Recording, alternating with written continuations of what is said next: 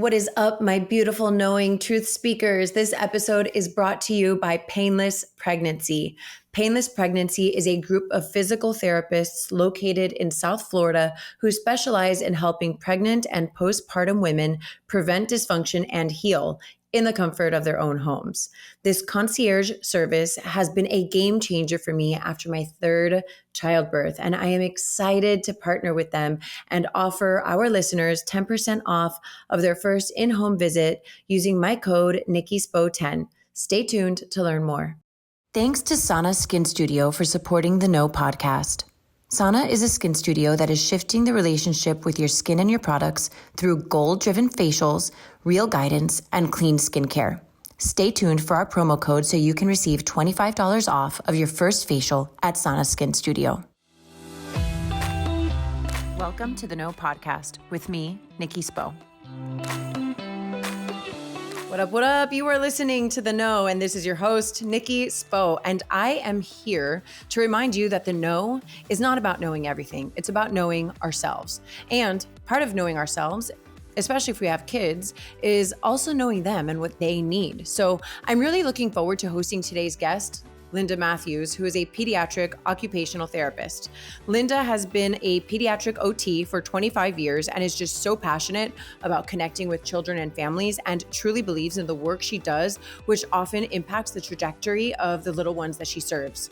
To be honest, I didn't know much at all about pediatric occupational therapy until, you guessed it, I became a mom and I had to look into it for my family. So through my own discovery process, I learned that Peds OT can help with so many quote unquote issues. And truthfully, when I considered needing an OT for one of my children, I was kind of taken aback. Like, is something wrong? Have I been doing something wrong as a mother? Is my child not meeting my milestones? Worry. This is what we do. This is how we get in our head sometimes. And like some of that is legit, like indeed. And I know this a little bit from my short time teaching, like there are so many instances where parents do discover that their child is on the spectrum or is dealing with any number of learning disabilities. And it's so important to figure that out sooner than later. So part of my excitement today in getting to host Linda Matthews is taking some of the fear out of the process and also being able to give parents everywhere some insight in how beneficial occupational therapy can actually be for little ones. So let's get started with Linda Matthews. Hi, Linda. Welcome. And yes, thank you so much for taking the time to be a guest on The No. I'm so excited to be here, Nikki. Thank you for having me. It's such a pleasure to talk about children and how to help them succeed. Totally. So you are a pediatric occupational therapist, and you've been doing this for 25 years, and you've built a practice between Los Angeles and Miami. And I love this episode, especially for new moms, because when I was a new mom, I didn't know anything about this world. And truthfully, I feel like I've come so far. I had to look into pediatric occupational therapy for one of my children, and I've learned so much since then. So first and foremost, I'm excited that we're able to put this on parents' radars, whatever stage they're in their child rearing. And I want them to know that occupational therapy covers a ton of areas. Can you tell us about some of those? It is. It's kind of like a catch-all. I mean, what are kids' occupations? Their occupations are to play and to go to school and to build relationships and to connect with their family. So some of the things that I work on with children that I see is like sensory regulation, sensory skills, fine motor skills, emotional regulation, gross motor skills, depending on the age, because physical therapy and occupational therapy work very closely together. So sometimes it's all very much. That makes sense. Yeah, it's very overlapping. But can you actually differentiate the two for those parents who aren't actually sure, Yes. So for physical therapy, they differentiate once children start really moving, like walking. And physical therapy is more lower extremities, and occupational therapy is more upper. So everything from the waist up is really occupational therapy. Everything from the waist down is physical therapy. But in pediatrics, because like things like torticollis, like that can happen during the birthing process. Which is what? When they have tightness through their neck muscles. Okay. That can affect everything from vision to processing to eventually down the line handwriting. If they have tightness on one side of their body, they're going to use the other side of their body, and they're going to have a lot of asymmetry, which eventually comes into play with things like visual skills, reading, writing, and you see it sometimes when it's not treated in those areas. When you're getting referrals from teachers saying they need help with handwriting, and I'm like, they look really tight on one side. This must be a torticollis baby. That's so wild, and it shows you how important early childhood education is, and those teachers who are working with our little ones. And we're going to get into the education system in a little bit, because I think that's really important as far as like the whole child and who's with your child and who's working with them one-on-one and, in a classroom setting to be able to observe all those things. But I also want to ask you if you feel that occupational therapy could help all, if not most, children, and why. It can help every child. And what I find to be true, so I worked mostly in New York and Miami. New York and Miami were my two places that I built practices. New York City is probably the best place for early intervention services. Really? LA used to be, I don't know if it is anymore because I haven't kept track of it, but New York was the best place for early intervention. So I would get referrals for kids in New York City just like a few weeks pre-me. And they just wanted to kind of support them to make sure that they weren't missing milestones. So I would get babies, and I would work with them until they were 3, and that was all paid through the state. Now, in Florida, the early intervention system is a little bit different. I don't work in that system, so I can't speak to it anymore, but it takes a lot for you to get a referral to early services, and they're not always occupational therapists, physical therapists, or speech therapists. They're kind of people who are cross-trained in those areas. Why can occupational therapy help every child? Because every child is not going to hit every milestone in every area at the same time, at the same level as their peers, at the same as their siblings. So can occupational therapy support their sensory skills, their emotional development, their fine motor development, their visual skills? And then something that I've become really attuned to in the last few years is reflex patterns, because primitive reflexes are something that I'm sure you'll be watching now because you have a baby. Primitive reflexes are natural patterns of movement that your babies go through after birth. And sometimes I'm thinking about the Moro reflex. You know what I'm talking about? Exactly. No, I know. Yeah, right. So can you explain the Moro reflex for those parents who might not know? So it's a startle reflex, and what babies do to make sure that they're safe. Yes, that's exactly it. For those of you who are not watching on video, I just took my hands up in the air and I went, whoa, like a surprise. It's the startle reflex, and you want them to have that startle because it keeps them safe. But what their reaction is usually they go into flexion. When they Interesting. And that happens usually. So I notice that, for example, and I'm sorry to interrupt you, but I notice that, for example, when I take my daughter out of her swaddle. Okay. Yeah. Right? Like her arms were nice and tight by her body. I take her out of her swaddle and her arms immediately go up above her head.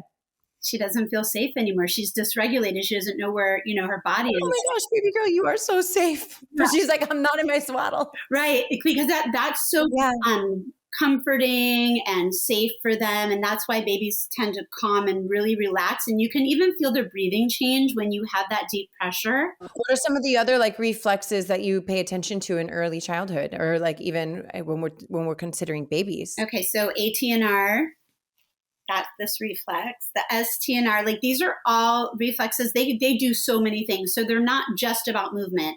They also connect their eyes, like to make their eyes move together. They also get their bodies so that they react to certain stimuluses, like the spinal Perez and the spinal galant reflexes help their spine stay erect or help their spine twist or turn. So like there's so many reflexes that can inhibit skills down the line. So I'm testing a lot of children now for reflexes because some of them are still present. And reflexes can reappear if there's a time of stress, if there's a time. Yeah. So even if they were integrated, they can reappear and start to interfere with these things. So you always want to be present and knowing, yes, they can cross midline. Crossing midline is a big one for reflexes. Like a lot of kids don't choose to cross midline. They're kind of like, how does that mean exactly? So when they're crossing midline, you want your babies to reach across their body and also look across their body. And again, with the torticollis kids, they can't do this. They can't move in patterns. They can't move side to side. They can't cross one, like your left arm over to the right side of your body and vice versa? It depends how bad it is, but yes, you see that a lot in babies with torticollis. Yeah, they have a lot Okay. of midline crossing issues, and then eventually that comes to play in like visual issues because their eyes can't track together, their eyes aren't moving together, their eyes aren't able to move without their head moving. Okay, understood. Yeah. So, And part of Linda, why I think this is so important to even talk about these and specify what exactly these things that you're talking about, like, is that most parents do not know what these things are. And I want to give an example that I talked about a while ago about my C-section experience. Is like I started talking about cholestasis of pregnancy. I had no idea what that was. And then I posted that episode, and then all of a sudden, like, these women were emailing or sending me messages like, oh my gosh, because of your episode, I went out and I got checked, or oh my gosh, I had that and I had no idea. And so this is part of why I think hosting these types of episodes and getting really, really specific about things to look out for, right? Like this reaching across the chest, like this inability to do that is so important for parents to hear, because we don't know. We're all doing this like for the first time, and even on my third time now, right? Like I'm just hearing about this for the first time still, and it's my third child. It's not like you have more kids and all of a sudden you know everything. Like that's not the case. We're still learning. Everybody is learning on life. So I think we need to be talking about those things so we as parents can be in the best position to help our little ones and support them in areas that they need. and I will say one thing for all parents: try not to use baby containers. What is that? Baby containers like this, where you sit them and they stand up and they hit things, but their feet aren't in the right position and they're weight bearing improperly and they're leaning on one side of their bodies. And then they're upright, but they're not supposed to be upright yet because their bodies aren't able to hold themselves upright yet. Until what age would you say? I mean, I try to encourage people to stay away from baby containers, period, unless it's a stroller. Period.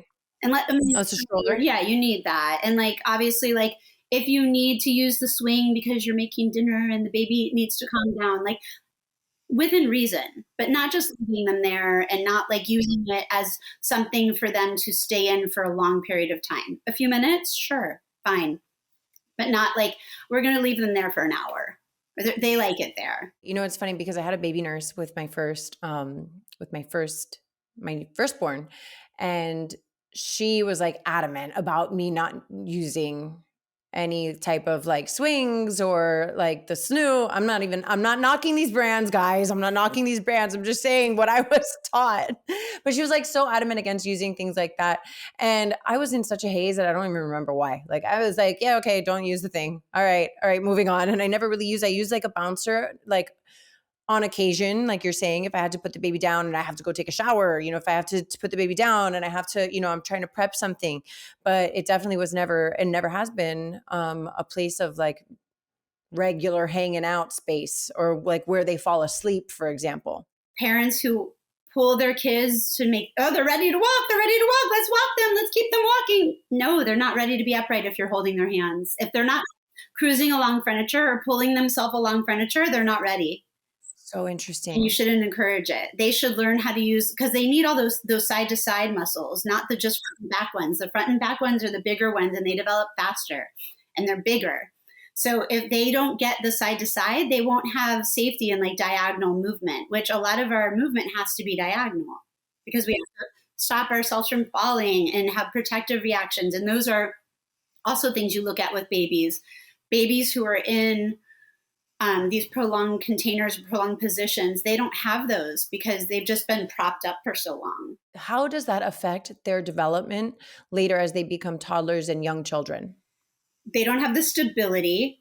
They move more like units. You don't see the dissociation through their muscles and through their joints. So the child, like, and I'll even take it a little further down the line. So the child who can't dissociate his movements, his feet are wrapped around like the bottom of the desk so he can have stability when he has to sit in his desk for long periods of time.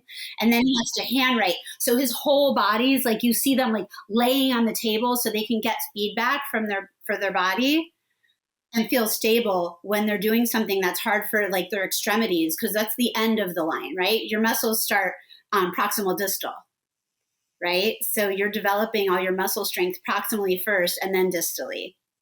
But the kids who don't develop it proximally, there's no way they can have it distally. So it's almost like muscle memory. Like they don't have the strength, They don't have the right? strength yet. Yeah, And right. it's torture for them to sit in desks and have to like sit at tables when their bodies aren't even able to like sit up for a long period of time and do like crisscross applesauce for a long period of time, because crisscross applesauce is all core strength. Kids that we see that are W sitting with their feet behind their butts, that's just using their joints. They're sitting on their joints. They're not using their core strength. I'm like, do my kids sit? I'm like thinking to myself, I'm like, do my kids sit crisscross applesauce? I'm not sure. Cross leg. I'm going to have to pay attention because I know that, like, for example, my kids are really tight, like with their legs forward, right? With both feet out in front of them. They have like really tight calves they walk on their toes. And that's like one of the things that I've gotten to occupational therapy for, to help them with walking on their toes, because they have really, really tight calves, like, and I'm trying to, like, that for us was a source of frustration because I noticed that my son was falling forward a lot. Because if he was trying to run fast, he was on his toes and he was leaning forward and he would get so excited and he'd fall forward. And so that's something that we've been able to improve through occupational therapy. And the result of that, Linda, is that he became a lot more calm, and it almost served as like mood regulation because now he was more in control of his body and less irritable, less agitable. So Linda, I want to talk specifically about COVID. Have you noticed an uptick in children needing occupational therapy and speech therapy since COVID? And if so, why? Yes, absolutely. Because the kids that were home and they were working, like 0 to 5-year-olds, that's where your limbic system develops, and that's sensory processing, emotional processing, attention. They missed all that. Yeah. They were home, and the lack of stimulation and the lack of normal activities that they would be exposed to, like play groups, daycare, preschool, whatever groups that they would be in, they weren't exposed to them for a very long time. And then when they finally were, a lot of kids had to wear masks. And you're missing so much when you're missing half of someone's face. You can't read their expressions. And babies can read expressions. That's how they develop their emotional regulation, because they're reading how people respond to them. Kids didn't have that. These 0 to 5-year-olds during those COVID times, they didn't have that. So if your child was anywhere from newborn to 5, like I would recommend my kids. Yeah, I would recommend therapy for all of those kids. And then from the speech perspective, I'm not a speech therapist, but when they can't hear the way language is really spoken because it's muffled through masks, their language processing skills are going to be different. And the way that they process the information is going to be different. They also can't read people's lips. So the sound development is different. Because they can't see, like an O makes this type of shape with your mouth, Yes. right? Or, you press your lips together to make the M sound. So they're missing all of that. I mean, thankfully, I think we spent 1 year in preschool where my older son did have to wear a mask. And then thankfully we moved away from that and there was no more mask wearing, but it was definitely a thing. And it was a difficult thing. I remember being in parent chats, and it was a very stressful dynamic of, doing what's best for people. And then also being like really legitimately concerned about progress and the development of our young children. It was a really tough time. I mean, for most people, right? Everywhere. Right. But for those little guys, and we can bounce back. We're different because we have all the tools we need, or we hope so at this point in our lives. But these little guys, they're just learning. They're learning. Yeah, they don't know the difference. Right. So yeah, we really want to support them. And I do see a huge uptick. And I do see a huge amount of referrals going out. So I hope people and parents will be more open to maybe just giving that extra support right now because of what we all went through. You all, I want to take a break, and I want to take a moment to tell you about how lucky I feel to have found Painless Pregnancy. I started seeing Dr. Luli Diaz 2 weeks after I had my third baby, and I have honestly had the best recovery yet. At Painless Pregnancy, their belief is that their services should be the standard of care for every woman, especially pregnant and postpartum women. Some of the issues that they treat are diastasis recti, back pain, hip pain, pelvic pain. They treat pubic dysfunction, numbness and tingling in your arms or legs. They treat general aches and pains, headaches and neck pain. They treat difficulty walking or having a severe waddling gait. They treat balance issues and urinary or fecal incontinence.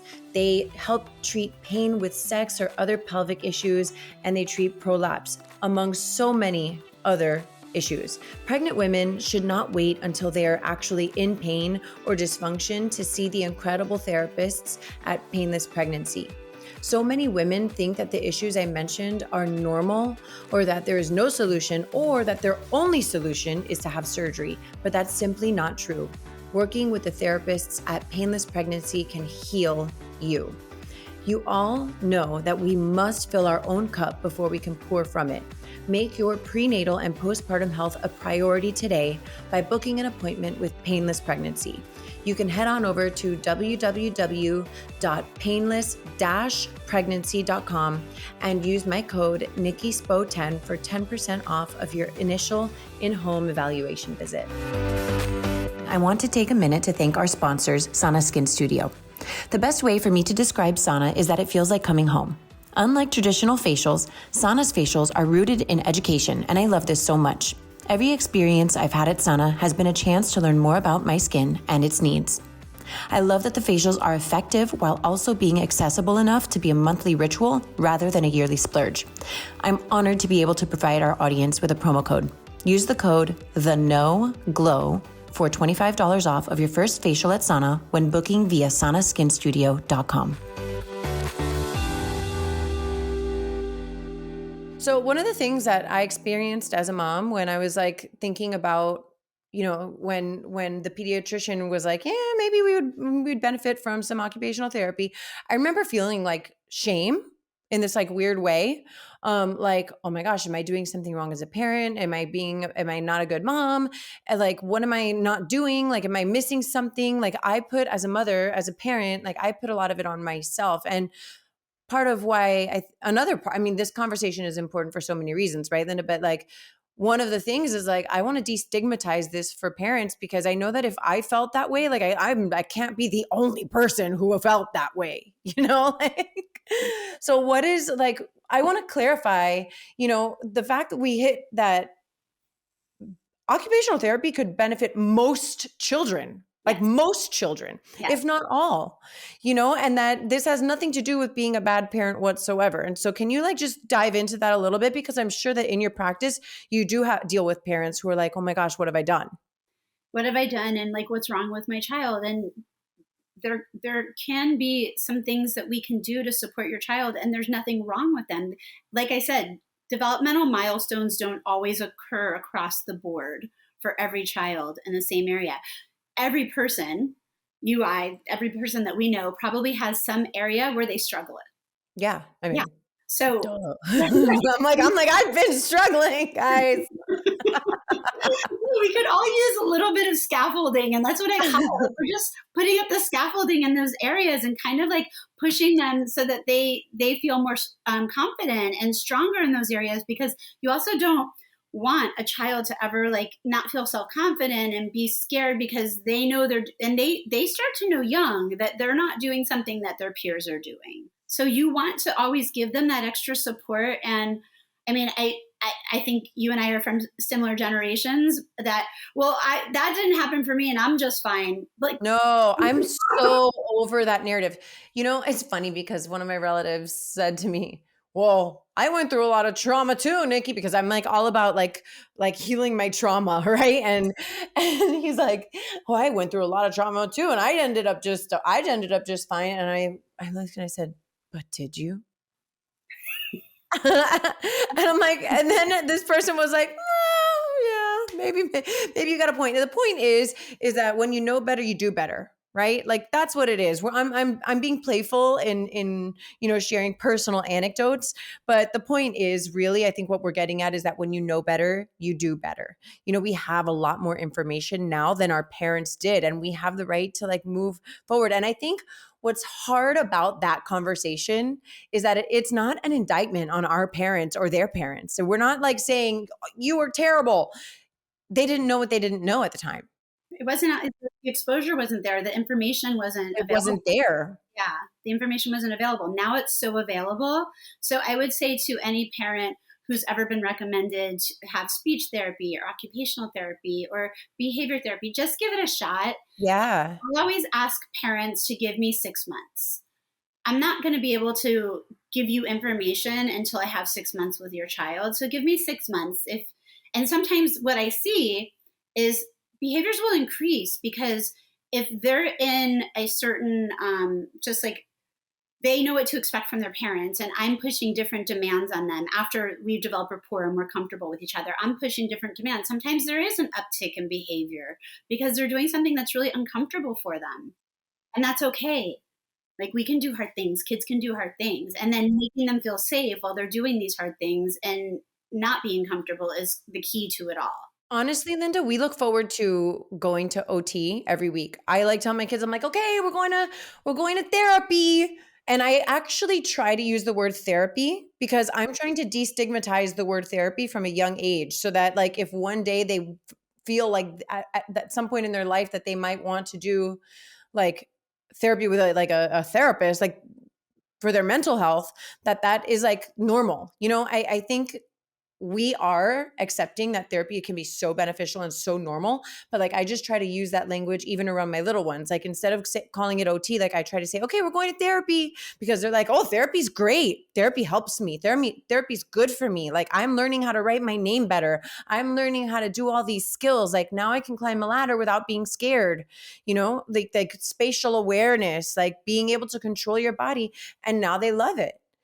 So I'm here for it. Now it's one of their extracurriculars. The bottom line is most therapists make it really fun. So it's fun. Therapy's fun. And therapy for kids is fun. And what I also will notice is that, or I also notice a lot, is if I get a referral of a child who's in pre-K or 3 years old, they think all we're doing is playing. Yeah, exactly. I get that same child and they haven't had therapy, and then I'm getting the referral in second grade. They are not happy. Wow.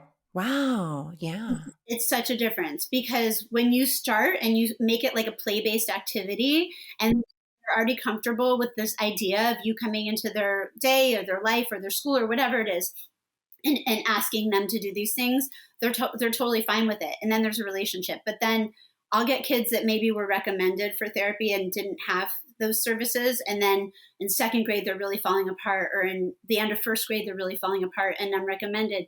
They notice that we're going to have to do even more hard things. It becomes more work kind of therapy focused versus fun therapy focused. And they know it's also different because they've never had it before. Well, then it's also like, oh my gosh, this mountain is huge. Like I was okay with climbing a hill, but like now I have to like charge this entire mountain. It's intimidating. It is. And it's intimidating for those kids. So again, parents, if you get the recommendation anywhere from 0 to 4, 0 to 3, take it and go with it. And so what I'm hearing is that early intervention is really key here. It is. How has the lack of the allowance for children to play outside independently prevented them from developing critical skills like on their own? And what are some of those skills? I'm so glad you brought this up because when we were kids, we got to go ride our bikes, go around the neighborhoods, just be home by dark, don't get hurt. Yeah. Like, don't get hurt. Don't get hurt. Be home by dark. And then when you get home, you have your chores or you make the table or put together, the silverware and dishes for the table. Like you had responsibilities. And it wasn't just one, it was multiple responsibilities. And you had to prioritize how to manage those responsibilities. Kids don't have those responsibilities today. They're not responsible for anything unless parents make them responsible for something. Okay. I'm so happy that you're saying this. Like, I want to clap my hands because those people who listen to my show regularly know that I released an episode about why you should give your kids an allowance. And then I listed out, did you listen to that episode? Okay. I'm like, these are your jobs. You got to set the table. You got to feed the dog. You got to put your clothes away. You got to help put your toys away. And as small as they might be, they're like, I mean, my kids are 3 and 4 years old right now, like we can build on that. Like eventually we'll get to like, you're going to make the bed and like, you're going to help, you're going to observe me cooking or whatever it is that we decide, you know, and you're going to help clean up the things outside with me, you know, whatever. But to your point, it's like, now we really have to create the responsibilities, you know, like, and one of the things that I was thinking about was like time management, like be home by dark. Are you kidding me? Like I have to be like, okay, I need to be paying attention. Like I cannot get carried away or else I'm going to get in trouble. You know, time management is a really big thing. That's why you know, like in my parent groups, like we love the use of timers. We're like, okay, you have 3 minutes. And you know, one thing that I do, and you can let me know if this is like, I mean, I'll give you the opportunity to pat me on the back, sure, but, but you know, like I let them pick how much time within reason. You know, I'm like, okay, we're going to be leaving soon. How many more minutes are we going to play with the blocks? For the longest time, my kids would be like 3 minutes. And I swear they thought that was like 30 minutes, but they're like 3 minutes. And like before they could tell numbers, I'm like, do you want 7 minutes? They're like, no, 3 minutes. I'm like, okay, better for me. Now they know. Now my older son will be like, Mommy, I want 100 minutes. I'm like, all right, buddy. Now you have to like negotiate that. Right. Now I'm negotiating. I'm like, no, I'm like, maybe 10 minutes. He's like 60. I'm like, okay, this is going to be a long night. That it's so, no, it is important to let them feel like they have jurisdiction because you want them to feel in control, and also use the timers because the hard stop is the hard stop. Yeah. And then it has to be the hard stop. And that's what's hard to the parents, right? Like we have to be accountable to our word. Right. And consistent. And yes, and always consistent, because whatever you're showing them one day, if you change it the next day, they won't know what's right or wrong, and then they'll keep pushing. But if they know that you're not bending, you're not being flexible in that way, then they'll know that's the end. Well, you know, one of my good friends, Evelyn Mandal, and she's a parenting coach. She gave me this example of being on the top of a skyscraper, right? And imagine if you had no like railing, and you'd be like, this is huge skyscraper and it's a windy day and there's no railing. You'd be like, I'm going to stand right here in the middle of this skyscraper and I'm not going to move. But now once you have the boundary of a railing and it's secure, the perimeter is secure, you feel safe enough to like move about the area, trusting that you are going to be okay. And I think parents, like the boundary isn't about just being like strict or being in charge. It's really about creating safety and creating like the freedom. Like, yes, you have freedom within this boundary. Yes. To keep you safe. And showing boundaries and showing your own personal boundaries is really important for children to see, because I think it gets a little mucky sometimes. Yeah. Yeah. So when we talk about like going outside and playing, like we've kind of adapted in the world, you know, to creating the new version of that. So what skills can we target with play-based activities with our little ones? Play-based activities outside, like having like a plan and having processes to that plan that you're following. Like it depending on the age and what you're accomplishing, but like building something together. So there's a beginning, a middle, and an end. A beginning, 2 steps in the middle, and then the end. And then you can stack it depending on how comfortable they are with it. But like also like having unstructured play and structured play. I love that. You brought that up. Yeah, because they need both. Like they need time to explore on their own. Mm-hmm. And that's why like in preschools, like they often set up, what are they called? Like, I don't remember what our teachers were calling it, but not initiatives. It was something else that she was calling it, but like there were different stations where they have an opportunity to like see what they're most interested in, go to that table and like play with those things before they get started with their day. So that's really important for them, because then, you know, they gravitate towards what their creativity calls to. And they'll want to like play, and then they can engage socially if they want to engage socially with their peers, and parallel play or even reciprocally play, depending on what age they are. But then you want some structured play as well, because you want them to be able to, you know, run from point A to point B, pick up the ball and bring it back. Like something as simple as that, but like also structured. Oh, following directions. And directions, and also like multi-step. multi-step activities for, Definitely. for the older kids.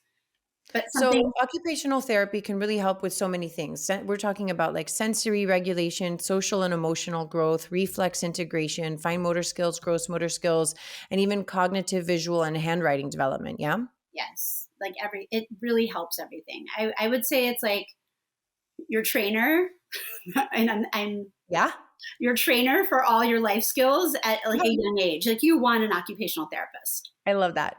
Why? So I want to close by talking about children who are on the spectrum.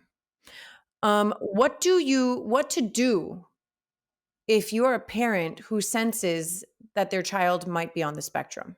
I mean, first see your pediatrician and find out there's so many programs available to neurodivergent children and children who have those diagnoses. So, first see your pediatrician, see if he can recommend any services. I would always say OT, PT, speech, maybe not PT, depending on how they're moving. But most kids who are on the spectrum have a lot of toe walking and interesting movement patterns. So reflex development does help them. But I would say give them everything from the beginning and start heavy. If you need to pull back, you can pull back. One of the bigger things that I love to work on with kids and parents, diets and food and how that affects them, and every child will respond differently, but like taking away the big inflammation triggers like dairy, gluten, food coloring, sugars, so any processed foods, um, supplementing with high DHA, like the fish oils, and can also help those kids. But I'm not a pediatrician, and I do a lot of dietary intervention, but I'm not a dietitian either. So I do recommend looking into that because it can be so helpful. And I have had children who have had access to a lot of holistic care, like different acupuncture, hyperbaric oxygen chambers, depending on what you have access to. Those things can all be helpful. So, so when you think about the school system, right? How can we advocate for our children who may have special learning requirements, but especially in the public school system? Like, what interventions can be made? They can receive OT, PT, and speech through public school systems. I That's know that. available in the Yes, state of Florida. yes, that's available. I do believe they're also, if the parents advocate, they can get an IEP and they can Oh, have it's an special. IEP. So can you specify what an IEP is? I mean, I remember this from being a teacher, my time being a teacher, but for those who don't know, like this information is gold, you know? It's an education plan to give your child special accommodations in the classroom or outside of the classroom. So sometimes a child will get their own paraprofessional, so someone who works directly with that child throughout the day, or they'll get extra time for doing certain tasks that might be, difficult for them. It depends on what the IEP goals are, but always have an IEP if you're in the public school system. So advocacy is super important. I want to encourage parents that, like not to be afraid of this, but to advocate, and I want to share like a story without sharing like who this person is. But I remember a friend of mine discovered that her child was indeed autistic, and she was so frustrated because before coming to that realization, the child was struggling in school, like in the preschool and then in kindergarten, and she just couldn't figure out what it was. So she finally like you don't want to get this news that your child is autistic, but she finally went and had it addressed and got her the IEP, got the child the IEP, and the child is now getting the support that the child needs in school and is now thriving. So this is having an IEP isn't something to be ashamed of. It's something that can truly benefit and help the child excel in a learning environment. Yes. And they can have even, I think behavioral therapy is covered under that umbrella as well. That's amazing. You'd have to double check that. So yes, an IEP is necessary for any child that has special needs, not even on the spectrum, but Right. just any kind of learning delay, they need an Mhm. How accessible is occupational therapy for lower income families? very accessible through the Medicaid system. Medicaid has great coverage for occupational therapy services, and there's a lot of clinics that accept Medicaid insurance. So I think Medicaid is actually one of the better insurance plans. It's those middle insurance plans that get kind of wonky where you have to have big copays or big deductibles. Interesting. Yeah, so Medicaid is a really good provider for Yeah. occupational therapy and speech therapy services. So I would assume that like, you hear like, oh my gosh, I have to go do another thing. Like parents are so overwhelmed as it is. It's like, oh my gosh, one more thing, that's another bill I'm going to have to pay. It can be super overwhelming.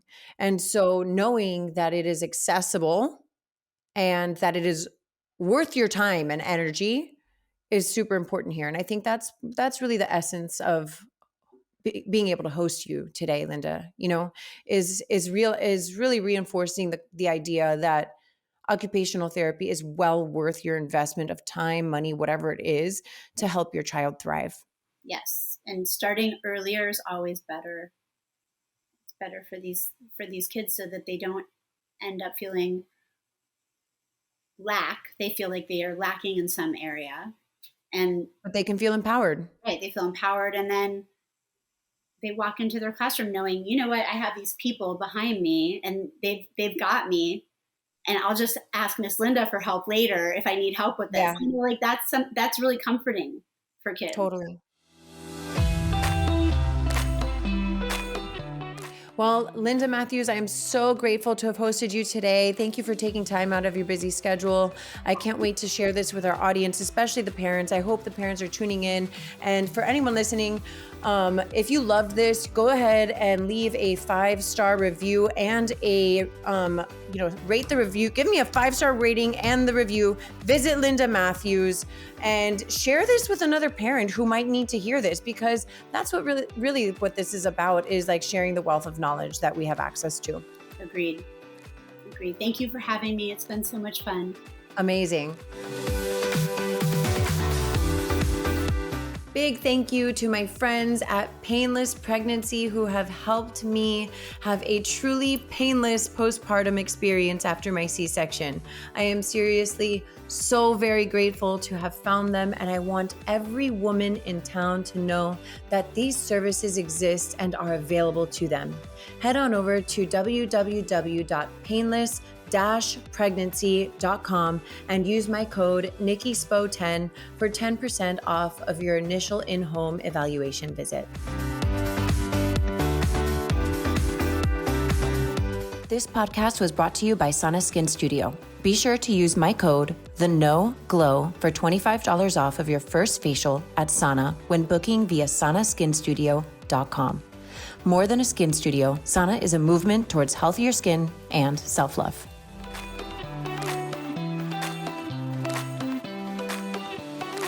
Thank you so much for listening to The Know. If you loved this episode, go ahead and share it with a friend. Words are so powerful, and someone may need to hear what we covered today. And if you really loved this episode, please take a moment to rate the show and leave a review. Your comments are so important and valued, and they give other listeners insight on what to expect on The Know. You can connect with me personally via Instagram at NikkiSapSpo and The Know with Nikki Spo. My hope for you today is that you are fearless in looking inward so that you can be your highest, most authentic self and go after the life of your dreams.